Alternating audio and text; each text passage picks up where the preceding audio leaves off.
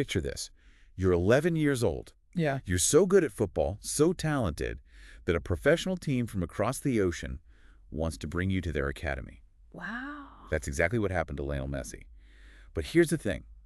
Another young Argentinian player, Sergio, had that same incredible opportunity. Oh, really? And his family decided to go a different route.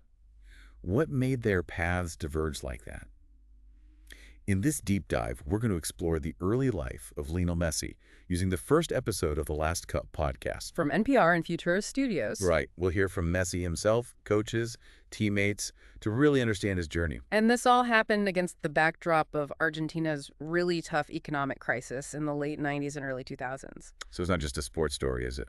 Not at all. It's about talent, for sure, but also opportunity and those big choices we make when we're under pressure. With incredibly high stakes. Okay, so let's start in Rosario, Argentina. Messi's hometown. Football is life there, right? Absolutely. It's like the heart and soul of the culture. And there's this whole dream, the pipe dream, of rising from those local fields to becoming a national hero. Like Maradona. And Right. Messi, coming from a working-class family, he completely embodies that. And even as a kid, his talent was obvious. He played with this youth team called the Machine of '87. They were something else. Even his teammates knew he was incredible. But then, when he's 11, Messi gets diagnosed with a growth hormone deficiency. Which meant really expensive treatment. And that happened at the same time that Argentina's economy was going downhill. Talk about terrible timing. This family is facing this huge financial burden while their country's practically falling apart around them. It's hard to imagine making any kind of rational decision in that situation. And that's where the story gets really interesting. So you've got European football getting more popular, partly because of big TV deals. Right? European clubs start sending scouts to South America. To find new talent. Exactly. And these scouts from a Spanish club approach both Messi and Di Sergio No way. with an offer to train in Europe. Imagine that. What an opportunity. But we know their families made different choices. Sergio's father actually decides to say no to the offer.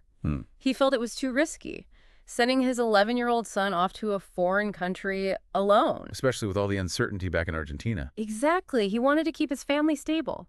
But in the podcast, Sergio talks about how he found out later that his dad had considered it. Yeah. You can just hear that what if in his voice. Yeah. Even now, it makes you think about how those big decisions can change your whole life. And it shows how circumstances can really affect opportunity, even when someone's as talented as Sergio. Right. It's a huge contrast to the decision Messi's family made.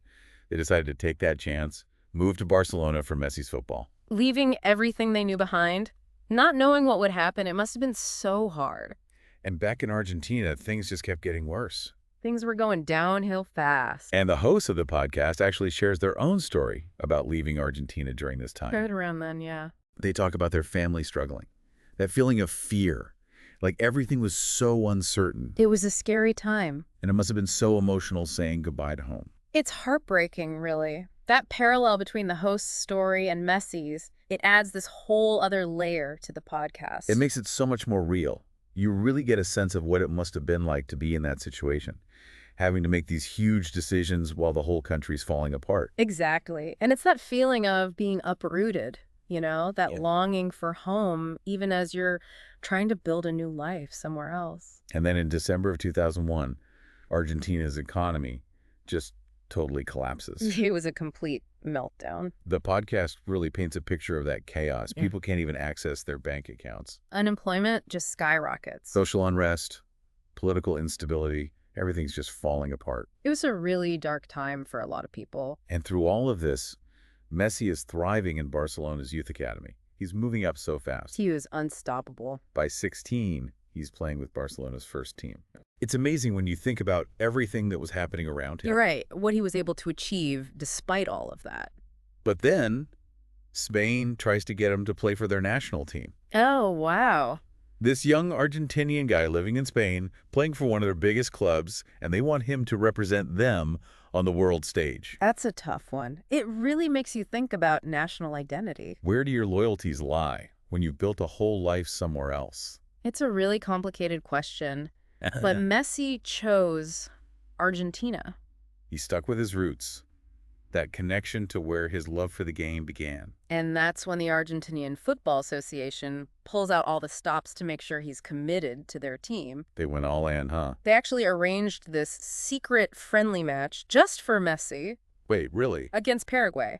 They needed him to play in an official match, tickets sold and all that, to make sure no other national teams could try to recruit him. So it was all very strategic. Yeah, it was kind of like a secret mission. I love that, like something out of a spy movie. They had to do what they had to do. I mean, it worked, right? You play for Argentina. And you can just feel the energy shift in the stadium when he comes on the field in the second half. I bet. And then he scores this incredible goal. Wow. You can practically hear everyone in the stadium going crazy just listening to the podcast. What a moment.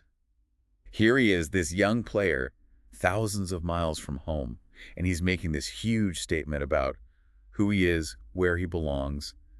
It's about more than just a place, isn't it? Absolutely. Home is about identity, connection, feeling like you belong. Like you're part of something. Exactly. But the podcast also digs into how complicated that feeling can be, you know? Messi achieved all these incredible things abroad, Right. but there's this feeling of longing for what he left behind. That homesickness never really goes away. It's bittersweet. Yeah. And the host actually talks about the same thing. They talk about how hard it was to go back to Argentina after being away for so long. Things had changed.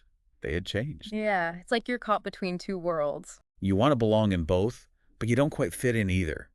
It makes you really think about what home means when you've achieved so much, but still feel that pullback to where you started. Like you're missing a part of yourself. It's a really universal theme, that struggle between following your dreams and staying connected to your roots. And Messi's story ended up being so much more than just him leaving home. He ended up leading Argentina to a World Cup victory. Yeah. That pipe dream that every kid in Rosario grows up with, he actually achieved it. He did it, but he never played for his childhood club, Newell's Old Boys. Right. It's like a piece of that journey is still unfinished. Yeah.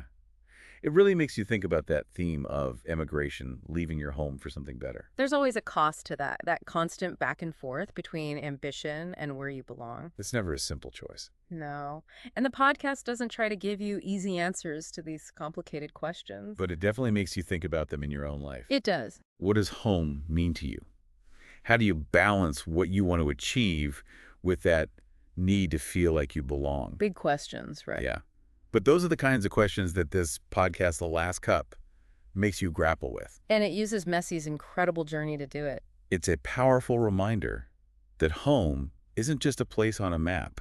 It's so much more than that. It's the memories, the experiences, the people who make us who we are, even when life takes us far away from where we started. Those things stay with you no matter where you go. So we want to hear from you. What does home mean to you? Head over to our social media. Tell us what you think about Messi's story and this whole idea of home. And while you're there, make sure you subscribe to The Deep Dive for more deep dives into the stories that matter. We'll be back with another episode soon.